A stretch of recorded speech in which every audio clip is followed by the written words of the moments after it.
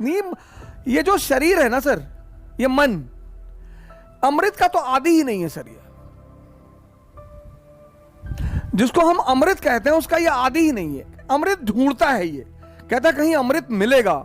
Sir अमृत आपके सामने पड़ा हुआ है। करेला अमृत। दुनिया में जितनी भी कड़वी चीजें हैं, लेकिन चूंकि हमने कड़वे को स्वाद ही नहीं बनाया।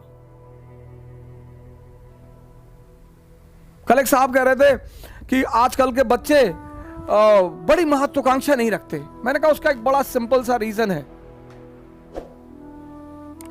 बड़ा साधारण सा रीजन है।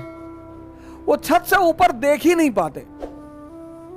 हम गांव में जाते थे नाना क्या, आसमान के नीचे सोते थे, तो हमें ऊंचे तक देखने की आदत थी। जब तक बच्चे आसमान के नीचे सोते रहे, उनकी महत्वाकांक्षाएं बढ़ी रहीं। और जब बच्चों ने आसमान देखना ही बंद कर दिया, महत्वाकांक्षा छोटी हो गई। कई बार मैं अपने मित्रों को देखता हूं, जब वो आईएएस क्वालिफाई कर लेते तो लिखते मेरे जीवन की इच्छा पूरी हो गई। बस,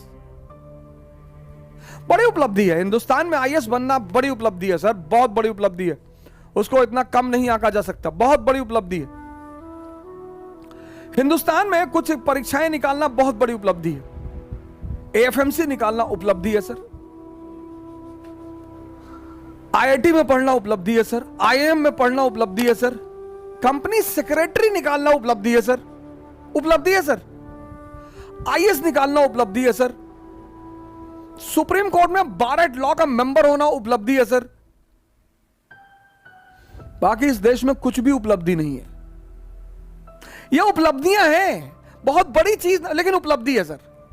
मैं इनको उपलब्धियां मानता हूं सर। ये उपलब्धियां हैं सर, सबके बस की बात नहीं है।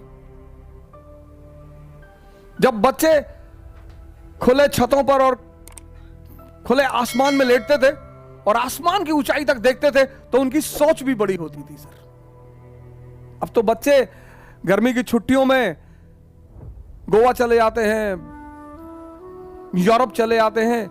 मां बाप उन्हें शायद आसमान दिखाना पसंद नहीं करते। एक बार फिर से अगर ये ट्रेंड शुरू हो तो शायद सोच की ऊंचाई भी बढ़े।